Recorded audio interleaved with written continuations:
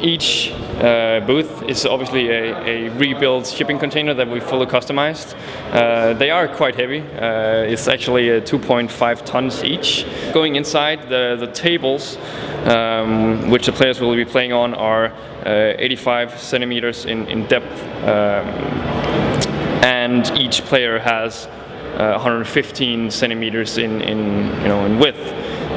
So that should live up to what teams are requesting to have for future tournaments. Each booth has around 5 pallets of isolation, so around 10 pallets in total. That's quite a lot. But first we have 45 millimeters of isolation layer. Then we have a plasterboard. Then we have 145 millimeter isolation. And after that, we actually have a hollowed masonite wood to finish everything off. So it's quite extensive in terms of the materials that's put inside the booth to actually block out as much noise as we really want them to be able to do. In terms of the glass in front of the players, that's a special glass that's built to reflect sound. It cuts away about 48 decibels, which is quite a bunch.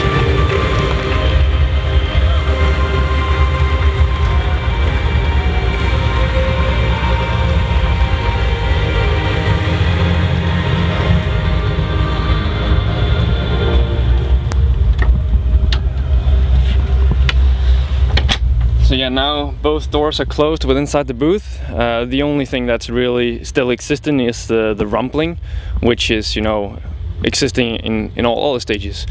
But as you can hear, it's super quiet in here. Also inside the booth there is a AC unit that the teams can customize themselves. It's able to go from 16 degrees to 30 degrees depending on how the players would want it to be. In terms of the features, each booth is equipped with a LED on the front, which you will be seeing during the match. Will reflect what kind of score it is. They will showcasing when it's game over. The GGs are called. It's gonna be all over. It's down to Driver. 1 versus 5. And out of here. Let's not see on their first appearance.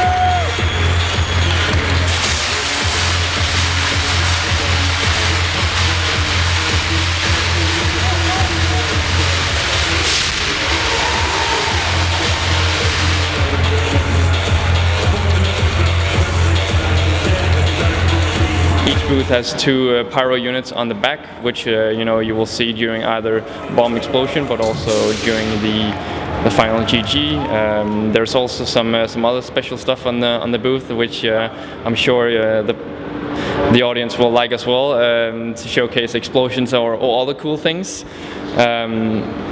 So yeah, all in all, I think we wanted to create something very special for this tournament, and I think we've achieved that.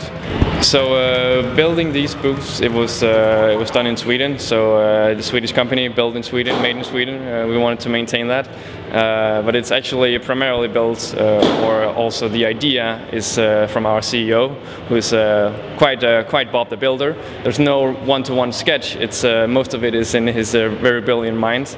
But yeah, it's been built in a warehouse close to our offices in Stockholm, where we've had some very talented people helping us executing and making sure that these booths were as we intended them to be. We are really happy about the environment that we've built for the players. The players have stressed that it's quiet in there, which was our goal.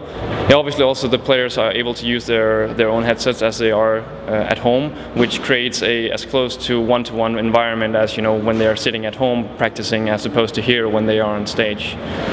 It's good in 2 different ways. To have all these fans and you have the home crowd advantage and everything, that's amazing. But in general, I think, and overall, I think the play booths are pretty important for this game.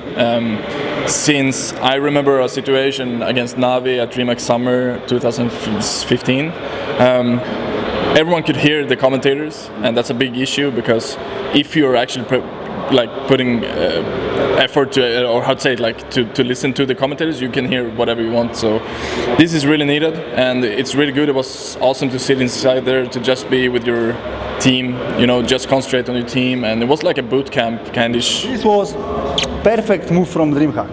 perfecto. Booths, we only hear our teammates, our coach. We don't, you know, hear the crowd.